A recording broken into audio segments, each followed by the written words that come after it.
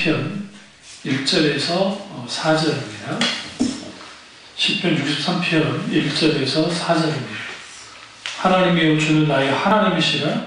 내가 간절히 주를 찾되 물이 없어 마르고 황폐한 땅에서 내 영혼이 주를 갈망하며 내 육체가 주를 앙모하나이다. 내가 주의 권능과 영광을 보기 위하여 이와 같이 성소에서 주를 바라본나이다. 주의 인자하심이 생명보다 나음으로 내 입술이 주를 찬양할 것이다. 이러므로 나의 평생에 주를 찬송하며 주의 이름으로 말미암아 나의 손을 들리이다. 아멘. 말씀 제목은 광야에서의 신앙 고백입니다. 말씀 제목은 광야에서의 신앙 고백입니다. 우리 시편은 다윗이 유다 광야에 있을 때 썼던 시입니다. 우리가 광야하면 우리가 메마르고 척박한 땅, 누구든지 그렇게 생각할 수 있습니다. 이런 상황에서 그 다윗이 하나님 그분을 간절히 찾는 것을 보게 되어집니다. 우리가 어떤 그런 광야 같은 상황에 빠졌을 때에 가장 필요한 게 뭐냐면 하나님을 찾는 겁니다.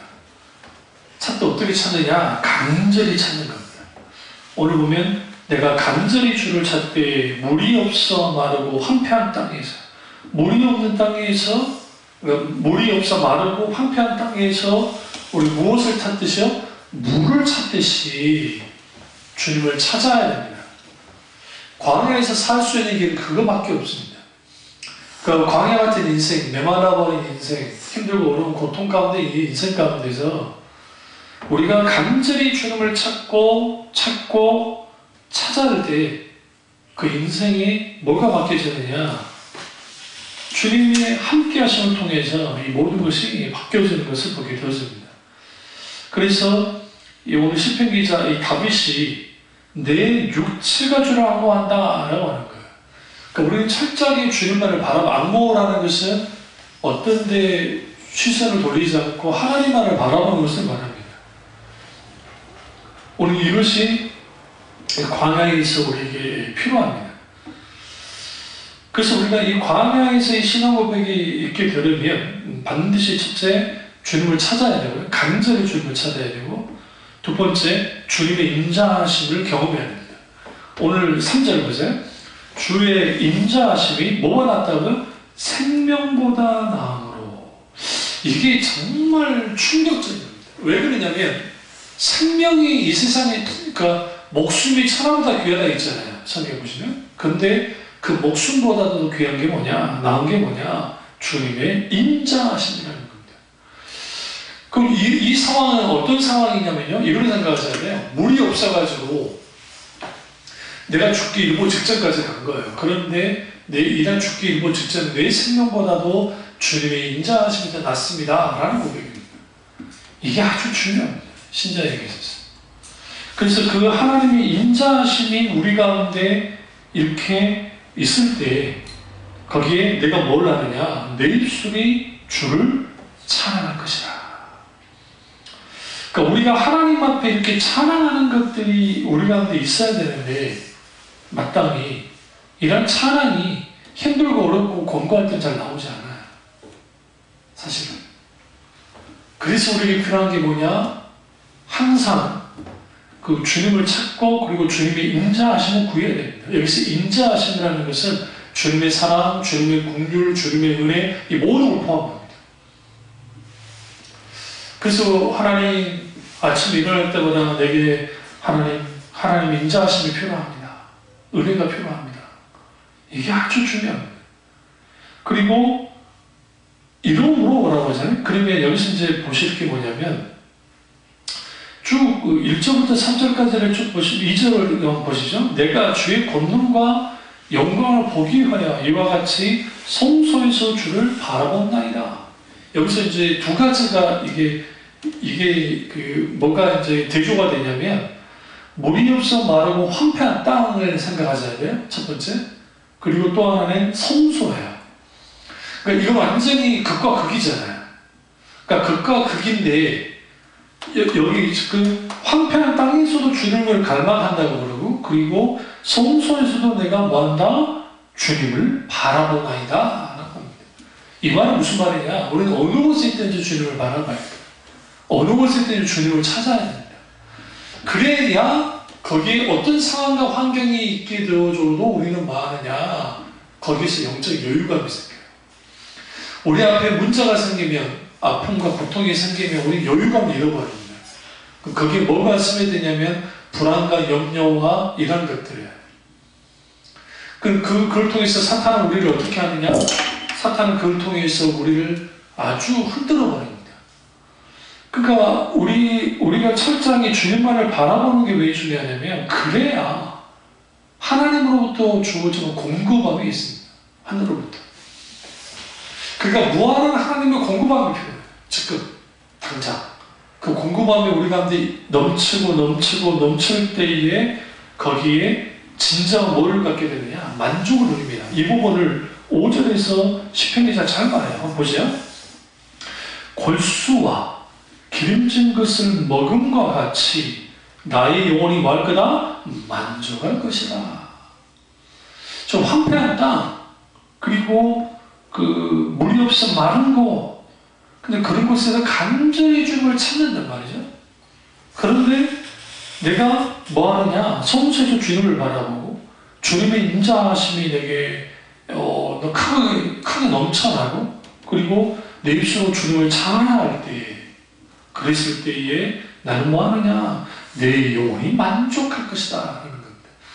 그러니까 우리는 되게 우리 영혼이 언제 만족하느냐? 일이 잘 되고 문제가 잘 해결되고 뭔가 잘 됐을 때 누구든지 만족할 수 있습니다. 그런데 주님이 내게 이렇게 어떻게 하느냐? 악마는 내게 찾아오시고 인자하심을, 은혜를 베풀어 주시고, 그리고 하나 가보지 않은 게 있는데, 그게 뭐냐면 주의 4절에 후반절을 보시면 주의 이름으로 말미암아 나의 손을 뭐하리라? 들리이다에 집중하셨어요. 여기서 손을 드는 행위는 아주 적극적으로 주님을 찾는 행위입니다. 그러니까 이게 단순히 항복의 의미도 있겠지만 그보다 더 강렬하게 내가 주님만을 항복합니다 하는 거죠. 그리고 이것을 좀 더 한 걸음 더 나아가서 6절을 보시면 내가 나의 침상에서 주를 기억하며, 좀 재밌지 않습니까? 독특하지 않습니까? 그리고 새벽에 주의 말씀을 작은 소리로 읊조릴 때 하오리니. 그럼 여기서 내가 찬송을 하는 거예요. 기쁜 입술로 찬송을 하는데 침상에서 찬송을 하고, 그리고 뭐느냐? 새벽에 주의 말씀을 작아서 읊조릴 때 찬송하겠다는 거예요. 여기서 여러분 읊조린다라는 표현이 묵상한다는 뜻이에요. 그러니까 히브리어로 하가라고 하는 단어가 있는데 그건 뭐냐면 읊조리다, 중얼거린다는 뜻이에요. 이 두 가지 의미입니다. 말 그대로 묵상이라는 의미가 있고 또 하나는 기도한다는 의미가 있어요. 그래서 하나님 앞에 뭐 하느냐? 침상에서 주님을 기억하면서 찬양하고, 그 다음에 새벽에 말씀을 작은 소리로 읊조릴 때에도 찬양하겠다는 거예요. 그러니까 이런 것들이 가득 찰 때에 우리는 광야가, 진짜 광야가 아닌 거예요. 광야라는 단어와 말씀이라는 단어가 어원이 똑같습니다. 다발이라고 하는. 그러니까 광야는 말 그대로 광야잖아요. 사막이잖아요. 그런데 어원이 말씀이라는 단어와 똑같은 이유가 뭐냐면, 광야로 가면 고립되잖아요, 사람이. 환경으로부터 사람으로부터 고립됩니다. 그러니까 누구밖에 없어요. 하나님 도움밖에 없어요. 그러니까 광야 같은 상황에 빠지는 사람들이 있죠, 사람들이. 그런 상황에서 우리는 반드시 뭐 해야 되냐면 하나님을 찾아야 돼요. 처음부터 끝까지 하나님 찾으면 좋아요. 그런데 이제 우리가 그런 신앙사람은 좋은데, 오늘은 사람들이 어떤 실수를 했냐면, 어떤 문제 만나면 참 기도 안 해요. 굳이. 이까지 수단과 방법 다 써봤다고 안 되니까 기도자 기도해요. 근데 그 기도가 제대로 나올 리가 없어요. 그러니까 온전히 하나님의 놀라운 역사를 경험할 수가 없습니다. 그런 의미에서 오늘 우리가 지금 이 시는 다윗이 광야에 있을 때 쓴 겁니다. 유다 광야에. 그러니까 척박한 이런 환경을 보면서 그가 지금 고백하고 있는 거예요. 심지어는 뭐까지 성소에서 주님을 바라보나이다 라고 하잖아요. 뭘 위해서? 주님의 권능과 영광을 보기 위해서. 그런데 심지어는 침상과 그리고 새벽에 내가 뭐한다? 기쁜 입술로 주를 찬양한다는 중이에요. 기쁜 입술로. 이 표현이 참 아름다운 표현입니다. 왜냐하면 내가 이렇게 힘들고 어렵고 고통 가운데 있고 광야 가운데 있고 이런 상황이지만 마땅히 내가 기쁜 입술로 주께 찬양합니다. 그러면 다윗이 유다 광야로 도망친 것은 사울을 피해서 도망친 거거든요. 자기가 뭐 좋아서 간 거 아니에요. 그 전에는 그가 골리앗을 죽이고 하루아침에 장군 자리가 되고 그다음에 왕의 부마가 되고 승승장구하다가 이제 도망자 신사가 됐던 거예요. 유다 광야에서 뭐가 그렇게 즐겁겠어요? 뭐가 좋아서 기쁜 입술로 하나님 찬양하겠어요? 그런데 그가 주님을 찾았기 때문에. 그리고 제가 하나 놓쳤는데 63장 1절을 보시면 하나님이여 주는 나의 하나님이시라에 집중하세요. 하나님이 나의 하나님이시기 때문에 내가 광야에 있어도 안전한 거예요. 그러니까 하나님이 너의 하나님, 단순히 우리 하나님 되면 안 되고 하나님이 직접적으로 나의 하나님 되셔야 돼요. 그런 의미에서 광야는 하나님을 경험하기에 아주 적합한 곳입니다. 하나님 그분과의 동행하기에도 적합한 곳이고 하나님의 살아계신 역사를 경험하기도 아주 적합한 곳입니다. 제가 오늘 말씀을 읽고 올라왔는데 그게 출애굽기에서 만나가 이제 하나님의 만나가 막 내리는 거예요. 그 만나가 내릴 때에 사람들의 반응은 아주 대단하죠. 그런데 전에 물이 안 나와서 하나님께 반기를 들고 차라리 광야에서 하나님 우리를 죽여버렸으면 좋았었겠다 막 그런단 말이에요. 그런데 하나님께서 그 광야에서 만나를 내려줘요. 일용할 양식을 매일매일. 근데 이제 사람들이 만나가 내렸을 때 안식일날만 배로 걷고 나머지는 배로 걷지 말라 했는데도 불구하고 이 믿음 없는 사람들이 이제 많이 걷어버린 거예요. 다음날 안 나간 거죠. 그러니까 벌레가 먹어서 썩어버렸어요. 그러니까 모세가 성경에 보면 불같이 화를 냅니다. 믿음 없는 것에 대해서 말하면서. 그러니까 우리는 광야는 하루하루 하나님을 의존하면서 살 수밖에 없는 곳이에요. 이 세상이 광야 같잖아요. 그러니까 우리는 매 순간순간 주님 의지하면서 주님 바라보면서 그렇게 살아가야 되는데 때로는 우리는 환경 의지하고 사람 의지하고 여러 의지하다 보니까 하나님 의지하지 않는 거예요. 그래서 하나님은 광야라는 시험을 허용합니다. 뭘 배우려고? 하나님을 의지하는 법을 배우게 하려고.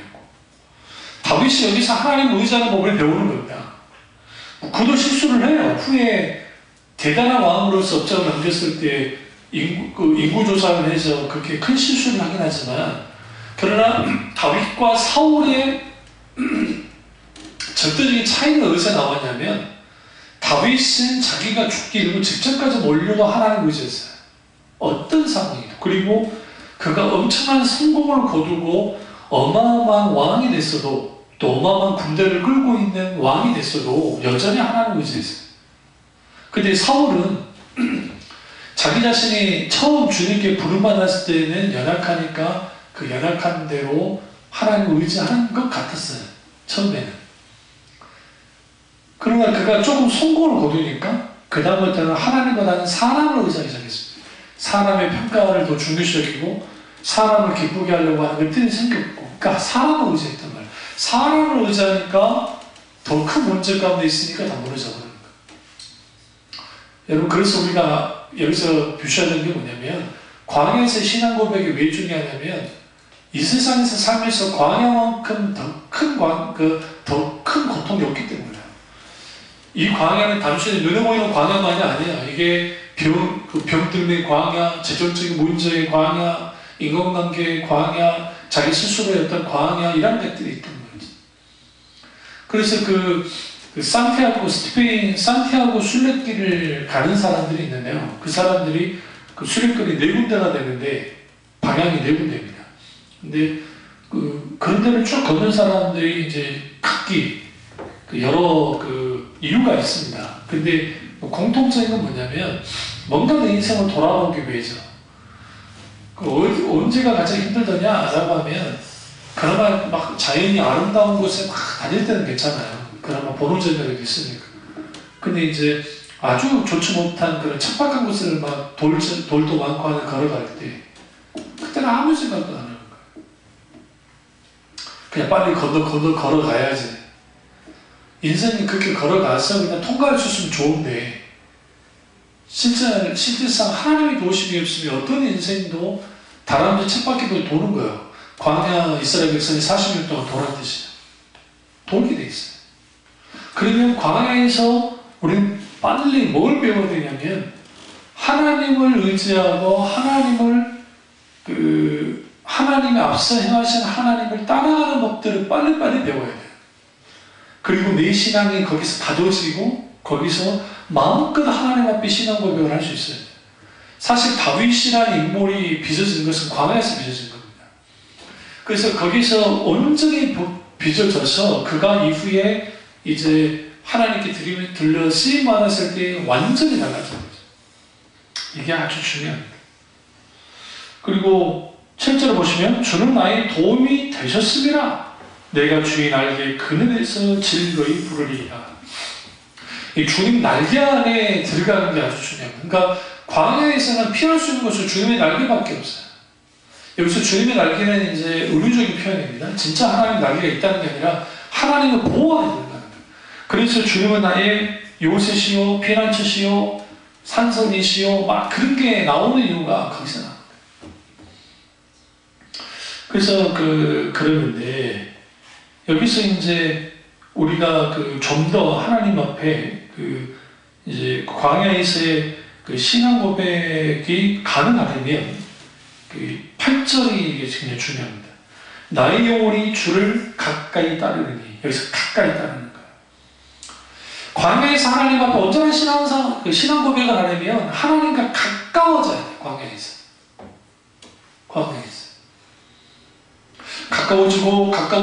가까워져요. 그런데 이게 쉽지 않습니다. 왜냐하면 광야는 생존의 문제가 커요. 내가 어떻게 생존할 것인가. 오늘날도 마찬가지 아닙니까? 이런 일 저런 일 때문에 생존해야 될 일들이 벌어지잖아요. 그러니까 그런 일들이 벌어졌을 때에 우리에게는 표현적으로 뭐가 있게 되어지냐면 하나님께 가까워지기보다는 현실적인 타협을 통해서 자꾸만 하나님께 또 멀어져요. 그러니까 하나님이 광야 이스라엘 백성들에게 바랬던 게 뭐냐면 그들이 하나님의 백성이 되고 그들의 하나님이 되시는 거예요. 하나님 원하는 그거밖에 없었어요. 그런데 광야 이스라엘 백성들이 필요한 것은 가나안 땅이었어요. 땅만 필요한 거예요. 하나님 별로 필요하지 않았어요. 어떻게 알 수 있냐고요? 그들이 내내 40년 동안 불순종합니다. 광야 1세대를 말할 것도 없고 우리는 2세대가 아주 괜찮은 사람들이라 생각하는데 그렇지 않아요. 왜 그걸 어떻게 알 수 있냐면 광야 2세대를 모세가 이끌어왔잖아요. 그리고 마지막 느보산에서 임종을 맞이할 때에 이제 후계자 누구 삼니까? 하나님의 여호수아로 삼잖아요. 근데 여호수아가 굉장히 떨어요. 어떻게 떠냐면 니들이 목욕보다 쓰면 안 된다는 거예요. 너무나 잘한다. 그 광야에서 안 만져지는 인생만큼 불행한 게 없어요. 오늘날. 그러니까 하나님은 우리에게 광야를 통해서 계속적으로 우리를 어떻게 만드느냐? 부드럽게 좀 더 하나님이 이렇게 만들어 주시는데 그게 안 되는 거예요. 그러니까 광야에서 신앙 고백이 아니라 불평과 불만만이 넘치는 거죠. 그러니까 불평과 불만만이 넘치면 거기에서 하나님과의 가까워진 것은 말할 것도 그건 불가능하고 한없이 하나님과의 거리가 멀어져요. 그래서 그 광야 상태에 있는 사람들의 특징이 뭐냐면 하나님이 내 광야 같은 인생에 함께하지 않는다는 생각을 해요. 그러니까 하나님은 나와 함께 광야에 있지 않는다라고 생각하는 거죠. 그러나 그 신명기를 보시면 신명기에서 하나님이 뭐라 합니까? 한번 보실까요? 굉장히 중요한 말씀하십니다. 신명기 가보시면요. 주님이 이제 하시는데 1장 31절을 보시면요.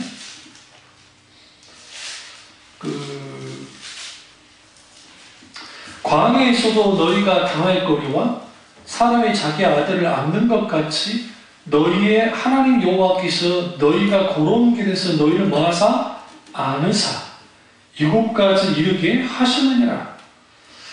하나 이 일에 너희가 너희 하나님 여호와를 믿지 아니하였도다. 그는 너희보다 먼저 그 길을 가시며 장막 칠 곳을 찾으시고 밤에는 불로 낮에는 구름으로 너희가 갈 길을 지시한 자시니라. 이게 여러분 얼마나 충격입니까? 왜냐하면 광야에 이스라엘 백성들은요, 자기들이 이렇게 막 떠돌아다닐 때 하나님이 함께한다 생각지 않았어요. 그럼 어떻게 하셨느냐? 너희가 너희 하나님 여호와를 뭐하지 않았다? 믿지 않았다. 여기서 더 놀라운 표현이 이 두 가지 표현인데, 첫째는 안 믿으시는 거예요. 그 혼이나 영이 많은 애들을 광야길을 가는데 힘들 거 아닙니까? 그러면 알아서라도 갈 거 아니에요. 하나님이 그 험한 광야길을 이스라엘 백성 전체가 안고 가셨다는 거예요. 뭐 하듯이 그들이 지쳐 쓰러질까봐 어떤 짐승과 그런 공격에서 막으시려고 그런 의미가 있고요. 또 하나는 주님이 이제 먼저 길을 가시는데 장막 칠 곳을 찾았다 하잖아요. 그러니까 이스라엘 백성은 자기들이 먼저 간다는데 하나님 먼저 가서 미리 먼저 탐사하시는 거야. 그리고 그들이 안전한 곳에 모을 수 있도록 있을 수 있도록 주님이 해주신 거죠. 하나님이 이렇게 인도를 했는데도 불구하고 광야에서 하나님은 그들과 뭐하지 않았다? 함께하지 않았다라고 생각하는 거예요. 이게 이들의 치명적인 문제입니다. 치명적인 문제. 오늘날 우리가 신앙생활하면서 내가 힘들고 어렵고 광야 같은 상황에 딱 빠지잖아요. 그러면 가장 먼저 생각하는 게 하나님 나를 왜 이렇게 놔두십니까? 도대체 하나님이 살아계시다는 다음에 가만히 있으면 안 되죠. 역사해 주셔야죠. 라는 말들이 나오게 돼 있어요. 왜 그러냐면 하나님이 가까이 함께함에도 불구하고 마음으로부터 하나님과 멀어져 있는 사람들의 특징들은 이미 몸도 하나님부터 멀어져 있기 때문에 이런 사람들이 어떤 광야 같은 상황에 빠지면 하나님은 여기에 뭐가 없어요. 계셔도 하나님이 계셔도 인식하지 못해요. 절대로. 인식하지 못하니까 그 광야의 그 무게감이라는 게 이게 죽음보다 나옵니다. 무게감이. 그런데 광야 이스라엘 백성들에게 있어서 이 광야는 어떤 곳이냐면 그들이 광야를 탈출할 때까지 불기둥과 구름기둥이 있었던 광야예요. 무슨 말이냐? 그 구름기둥과 불기둥이 있는 그 공동체에서 벗어나지 않는 이상은 그들은 단 한 번도 떼아끝에 그리고 밤의 추위로부터 그들이 있지는 않았다는 거예요. 이게 굉장히 중요합니다. 그러니까 하나님 백성을 광야를 인도할 때에 아주 그냥 던져놓는 게 아니에요. 그러면 죽어버리는데 어떻게 해요? 그러니까 하나님은 그렇게 하지 않고 하나님의 자녀를 광야로 내몰더라도 반드시 뭐하게 하는 거예요? 하나님께서는 반드시 우리를 어떻게 다루시고 그리고 우리가 온전히 생존할 수 있도록 주님이 도우시고 인도하는 거예요. 신명기 하나 더 보시죠. 신명기 8장을 가보시면 2절 보시면요. 내 하나님 여호와께서 이 40년 동안에 내가 광야길을 걷게 하신 것을 기억하라. 이는 첫째 너를 낮추시며 두 번째 너를 시험하사 세 번째 내 마음이 어떠한지 세 번째 마음을 알게 하셨던 거죠. 그리고 네 번째 그 명령을 지키는지 지키지 않는지 알려 하시라. 왜 하나님은 우리를 광야로 인도하실까? 무엇일까? 왜 광야 같은 상황 가운데 있게 될까? 그것은 결국은 나를 낮추기 위해서예요. 겸손하게 하려고. 여기서 겸손은 뭐와 관계 있냐면 심령의 가난함과 관계 있습니다. 심령의 가난함은 하나님만을 의지하고 바라보는 것을 뜻해요. 그러니까 사람들이 겸손 있죠. 우리 겸손, 가난 이것은 성경에서는 거의 동의어적인 거예요. 그러니까 하나님 없이는 나는 아무것도 없고 하나님 없이는 살 수 없다는 것을 인정하고 내가 아무것도 아니라는 것을 아는 것, 인정하는 것, 그것이 겸손이고 그것이 심령의 가난함이에요. 다시 말하면 하나님 앞에 한없이 낮아지는 거예요. 그게 가난함이에요. 그게 겸손. 그걸 어디서 하시냐고요? 광야에서. 심령의 가난함 속에서 하나님께 신앙 고백을 드리는 거예요. 끝없이 하나님 앞에. 그리고 시험하시는 거예요. 여기서 시험은 테스트입니다. 테스트. 우리의 믿음을 더 강하게 단련시키시죠. 그러니까 우리 앞에 이런 광야에 펼쳐지면 우리는 뭐 해야 되느냐? 하나님이 나를 테스트하는구나. 내 믿음이 어떠한지를 보기를 원하시는구나. 그러면 나는 이 믿음을 드러내고 원수와 사탄은 우리를 짓밟으려고 하고 무너뜨리려고 하고 깨뜨리려고 하지만 나는 그 믿음을 가지고 나아가면서 승리하는 거야. 결국은 뭐가 승리해요? 주님의 의가 승리하는 것처럼 우리 그 승리에 함께 동참하는 거예요. 다시 말하면 주님은 그들을 시험하심을 통해서 광야에서 승리하기를 원했어요. 그러나 그들은 광야에서 승리하지 못했어요. 이게 문제입니다. 그리고 주님이 계속 반복적으로 말씀하시는 게 뭐냐면 3절 너를 낮추시냐. 그리고 6절 보세요. 쭉 보시면 이는 다 너를 낮추시냐. 이 반복적으로 너를 낮춘다는 표현이 계속 나와요. 그러니까 이게 왜 이렇게 나오냐면 하나님께서 왜 우리를 광야로 인도하시니까 낮추게 했어요. 높아진 마음을 깨뜨리고 낮추시고. 그러면 그렇게 낮추셨는데 여기서 우리 아주 유명한 말씀 사람이 떡으로만 사는 것은요 요한 입에서 나오는 모든 말씀으로 사는 줄 내가 알게 하게 하시라. 결국은 하나님의 자녀는 하나님의 약속으로 말미암아 사는 거예요. 말씀으로 말미암아 사는 것을 분명하게 주님이 말씀하고 있습니다. 그래서 요구하는 게 뭐냐 그러면 6절에 내 하나님 여호와의 명령을 지켜 그 길을 따라가면 여기서 그 길을 따라가는 거예요. 그 다음에 그를 경외할지라. 여기서 그 길을 따라간다는 것은 앞서가시는 하나님의 길을 따라가는 거예요. 그리고 그를 경외하는 거예요. 결국은 7절에서 이렇게 말씀하시죠. 하나님 우리에게 광야를 허용하신 이유는 뭐냐? 내 하나님 여호와께서 나를 아름다운 땅에 이르게 하신다 라고 주님이 분명하게 말합니다. 그 아름다운 그 땅의 특징이 뭐냐? 10절에 보세요.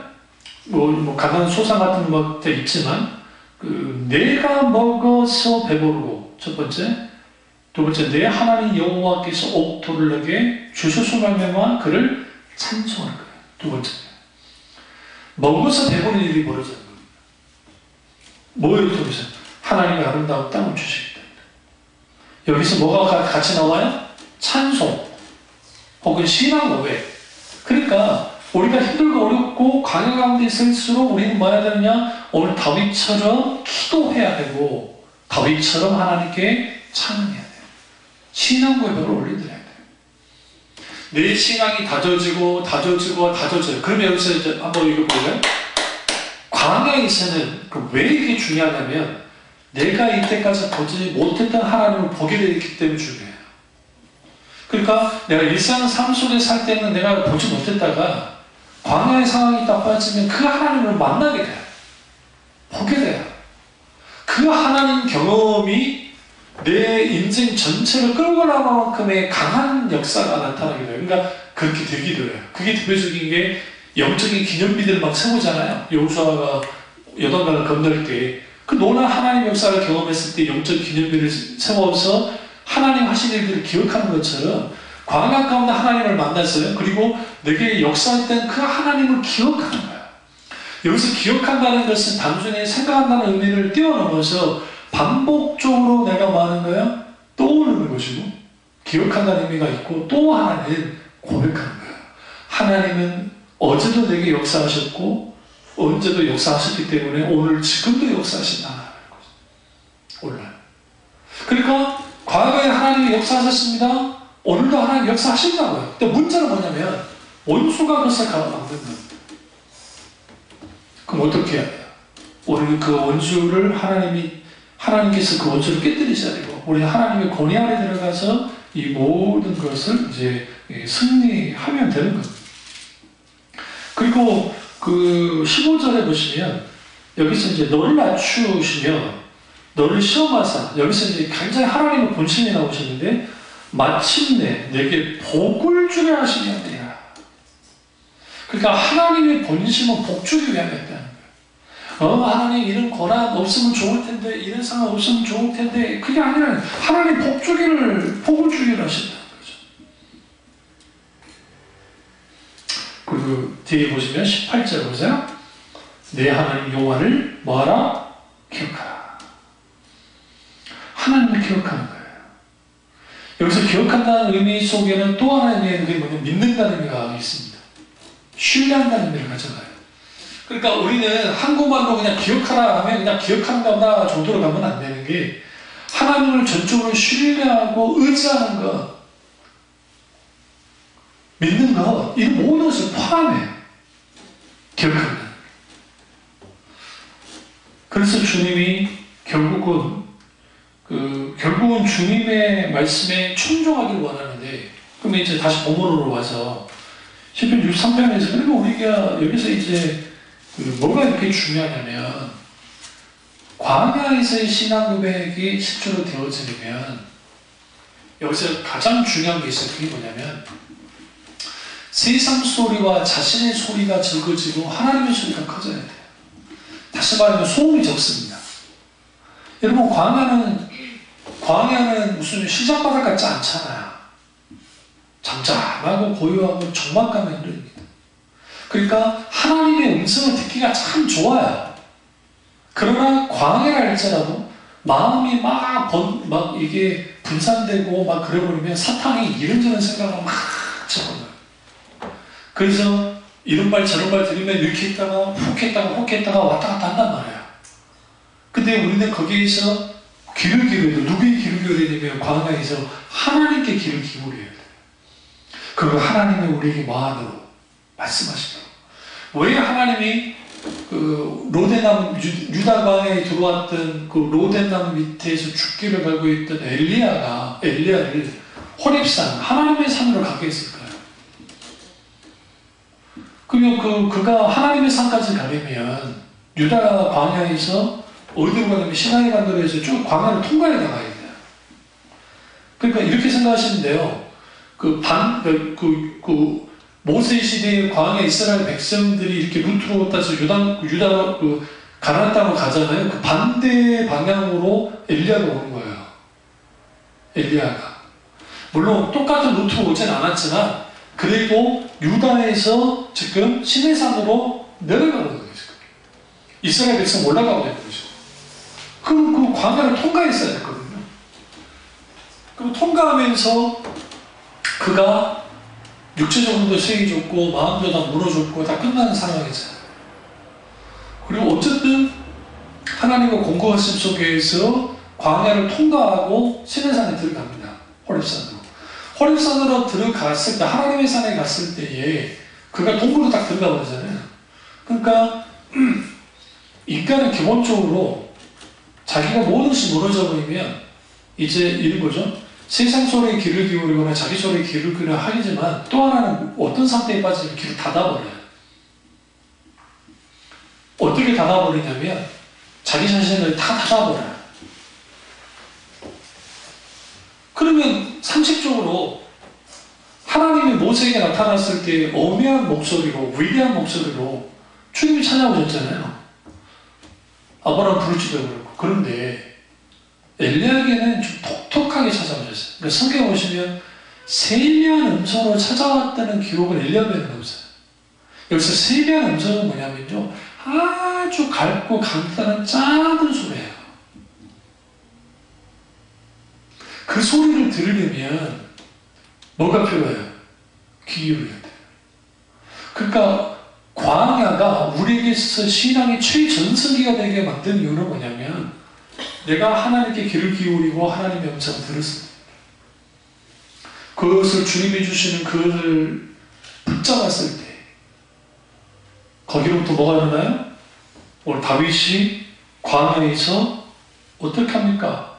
진정한 승리를 갖습니다. 11절 보시죠. 왕은 하나님을 즐거워하리니 주께 맹세한 자마다 자랑할 것이나 거짓말하는 자의 입은 막히리로다. 여기서 왕은 하나님을 즐거워하리니, 광야에서 우리는 하나님을 즐거워하게 됩니다. 다윗이 아직 유다 광야에 있다니까요. 유다 광야에 있을 때 다윗이 왕이었나요? 아니에요. 그런 왕도 아니었어요. 물론 사무엘을 통해서 기록을 받았지만, 그래서 우리가 분명하게 여기서 인식해야 되는 게 뭐냐면, 우리가 반드시 광야 가운데 들어갔을 때 그 광야에서 막 내가 살려고 발버둥 치는 것을 할 게 아니라, 그러다가 죽으니까. 앞뒤 사방 하늘 쳐다보고 다 쳐다봐도 다 막혔으니까 하나님이 하지 않으시면 안 된다는 절박감을 가져야 돼. 그래야 거기로부터 뭐 하느냐? 우리의 신앙이 만져지기 시작하고 그 위대한 신앙 고백이 나옵니다. 그 은혜가 저와 여러분의 있기를 주님의 이름으로 축원합니다. 기도하겠습니다.